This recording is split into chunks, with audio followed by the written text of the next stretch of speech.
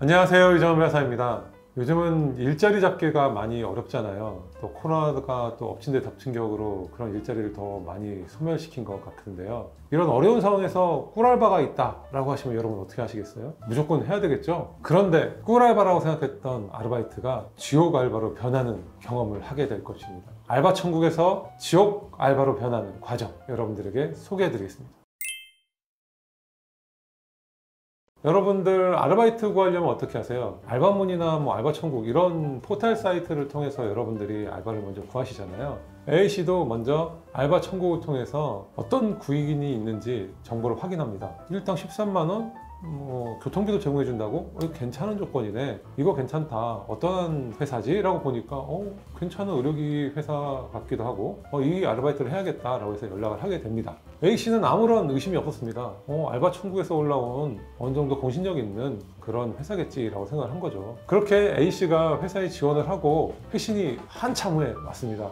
뭔가 이제 마음이 좀 급했죠. 난 여기도 떨어지는 건 안 되나 보다 라고 했는데 이렇게 연락이 오니까 얼마나 기뻤겠어요. 제가 무슨 일을 하면 좋겠습니까? 희망을 가지고 얘기를 합니다. 근데 그쪽에서 얘기를 하는 거예요. 처음에 우리가 설문조사나 이런 걸 시키려고 했는데 지금 이제 코로나 때문에 그런 대면 업무가 많이 힘들다. 비대면 업무를 좀 해보시면 어떻겠어요? 이렇게 제안을 한단 말이에요. 알바하는 입장에서는 뭐가 됐든 상관이 없잖아요. 그런데 말씀해 주시는 거 제가 괜찮으면 얼마든지 수행해 드릴 수 있습니다. 빨리 돈을 벌어야 되니까 그런 급한 마음에 무조건 수락을 합니다. 그럼 무슨 일을 하면 되겠습니까? 라고 물어보니까 집에 가서 의료기기 대금을 수거해라. 어떤 노인분들이라서 이동이 좀 어렵고 우리가 계좌이체 받기도 좀 어려운 상황이니 네가 가서 가가호호 다니면서 수거만 하면 된다. 그런 말을 합니다. 그럼 내가 그렇게 해야겠구나 라고 생각을 하고 이제 일을 시작하게 되는 거죠. 실제로 어떻게 카톡을 통해서 이렇게 일을 하는지 여러분들에게 보여드릴게요. 우리 A씨는 처음에 이렇게 카카오톡을 통해서 볼 수 있는 것처럼 의료기기 방문 및 설문조사, 구인광고 알바를 모집합니까? 이렇게 물어보거든요. 이렇게 이 친구는 처음에는 알바천국에서 본 그 내용대로 아르바이트를 한다고 생각을 했던 거예요. 근데 이제 전화를 통해서 다른 비대면 알바로 이렇게 전화를 시켜요. 그 후에 업무 지시를 합니다. 스케줄이 나왔으니까 전화 주십시오. 그러면서 이동을 하라고 이제 요구를 합니다. 버스 타셨나요? 도착했나요? 이렇게 얘기하면서 자기들이 원하는 곳으로 더 먼저 이동을 시키는 겁니다. 그리고 도착하면 전화를 주십시오라고 카톡을 보내거든요. 이건 또 A씨가 돈을 수거해 오면 또 다른 전달책에게 전달하기 위해서 어떤 대기 장소를 또 알려주기 위해서 이런 일들을 하는 거거든요. 그리고 그 과정에서 약간의 또 환심도 사는 것 같아요. 자기뿐만 아니라 위에 있는 팀장이 전화 오면 안 되는 건 안 된다고 하시고요. 정당한 업무 지시만 따르세요. 이런 식으로 신뢰를 또 부여하거든요. 그러니까 또 이 A씨 입장에서는 그래, 이 사람 믿어도 되겠구나.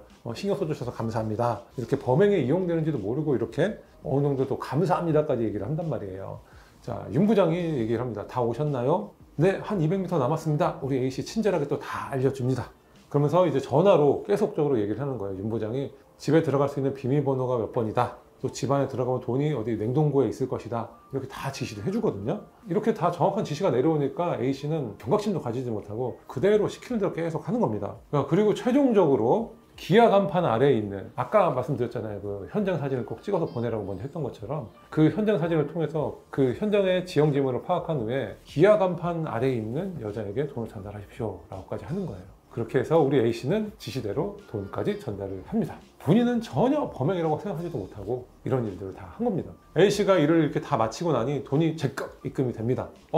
자, 그래, 믿을만한 회사였고 내가 열심히 알바를 하니까 돈을 벌 수 있구나. 이런 신뢰를 더 쌓게 됩니다. 그리고 윤 부장이 지시하는 대로 몇 차례 더 업무를 합니다. 그 후엔 어떻게 됐을까요? 바로 철컹철컹 경찰에 체포를 당해서 조사까지 받게 됐습니다. 그리고 법원에서는 최종적으로 절도형 보이스피싱이라고 하여 절도죄 내지 주거침입죄로 처벌까지 받게 되는 불상사가 벌어지게 되는 것이죠. A씨가 가져온 돈은 안 봐도 비디오죠. 네, 다른 보이스피싱 일당이 속여서 A씨에게 전달하게 만들어 놓은 피해금인 것입니다. 물론 A씨는 그런 사실을 몰랐지만 본인이 그렇게 전달책이 된 것이고 결과적으로는 처벌을 받게 되는 것입니다.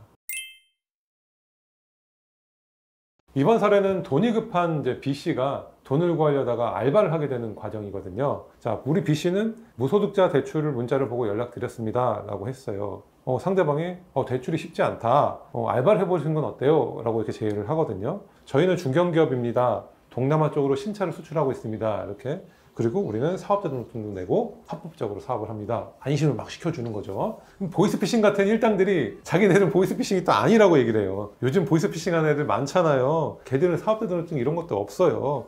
걔들은 통장 계좌 빌려달라고 하잖아요. 우리는 뭐 그런 거 안 합니다. 이렇게 얘기를 하는 거죠. 어떻게 보면 재발질인 거죠. 보이스피싱이냐고 물어보지도 않았는데 뭐 아닌 것처럼 뭐 선수 칩니다. 자, 이제 어느 정도 아르바이트를 하기로 했으니까요. 이제 계약 조건들을 이제 얘기를 해줍니다. 자, 주변 기아자동차 매장에 가서 견적서 좀 받아주세요. 자, 차값이 3, 4천 하는데 받아놓고 튀는 사람 많다. 저희가 차값 보내기 전에 저희한테 위임장이랑 선생님 체크카드 비밀번호 이런 거 알려주십시오. 자연스럽게 얘기를 합니다. 자기네들은 계좌 요구하지 않는다 해놓고 이제 체크카드를 요구하는 거죠. 그러니까 우리 B씨 약간 체크카드를 보내도 괜찮을까요? 위험한 것 같은데 뭐 퀵으로 보내면 괜찮습니다. 계약 마치고 바로 퀵으로 보내드릴게요. 이렇게 안심시키는 겁니다. 자, 이렇게 체크카드까지 확보한 사기꾼들이 입금을 시도합니다. 한도 조회를 확인하겠습니다 라고 하면서 소액을 입금합니다. 자, 저 어디로 출금해 주십시오 라고 얘기를 하는 거예요. 네, 지금 600 들어왔다가 100씩 6번 빠져나왔습니다. B씨는 아무런 의심이 없습니다. 자기 계좌가 범죄에 이용되고 있다는 것을 아무런 의심 없이 그 상황을 다 알려줍니다. 내일 오전에 차량 대금 실제로 입금되면 그거 잘 입금해 주십시오, 처리해 주십시오 라고 하고 카톡을 마무리합니다. 결말이 어떻게 됐을까요? 네, 맞습니다.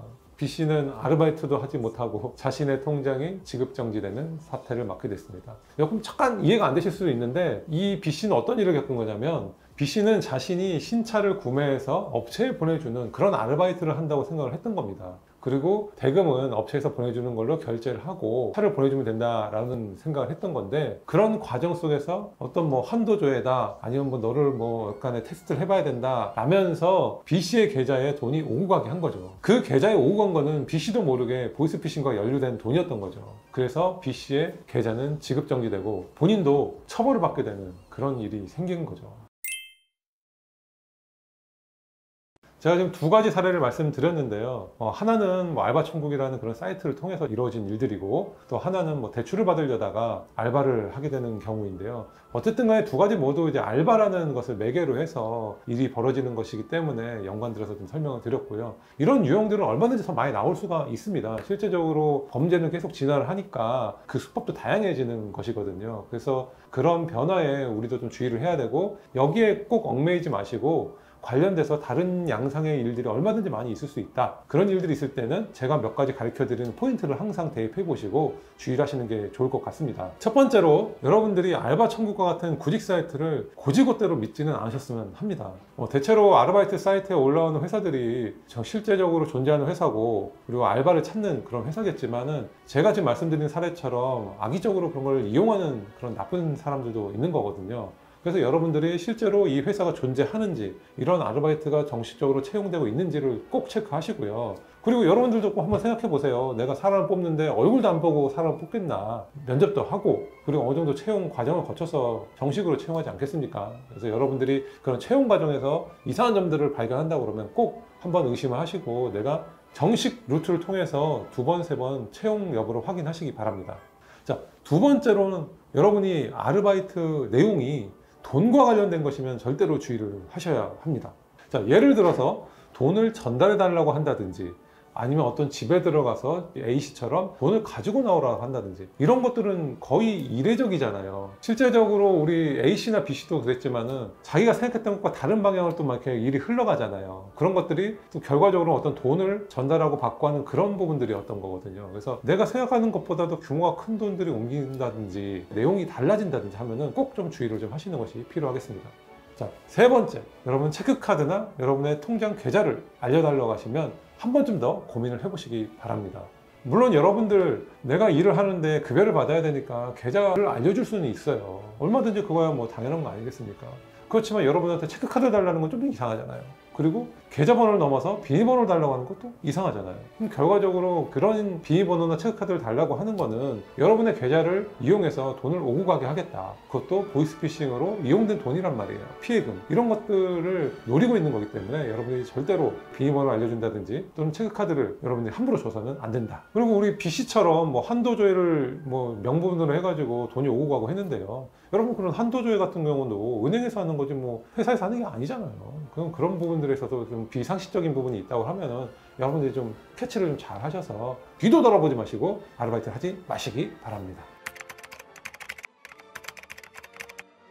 여러분 좀 경각심을 갖게 되셨죠? 여러분 정말 좀 주의를 많이 좀 하셔야 되고요. 또 최근에는 이게 비대면 업무가 좀 많이 늘면서 이런 것들이 더 늘어나는 것 같습니다. 항상 나쁜 사람들은 더 우리보다 한 발짝 앞서 있다는 것 좀 기억하시고, 뛰는 놈이 나는 놈이 있다는 말 있습니다. 제 영상을 보신 분들은 그런 보이스피싱 범죄자들보다도 한 발짝 더 나가셔서 여러분의 재산을 지키셨으면 합니다. 오늘 준비한 내용은 여기까지입니다. 오늘 내용이 여러분들에게 유익하셨다면 구독과 좋아요 꼭 눌러주시기 바랍니다.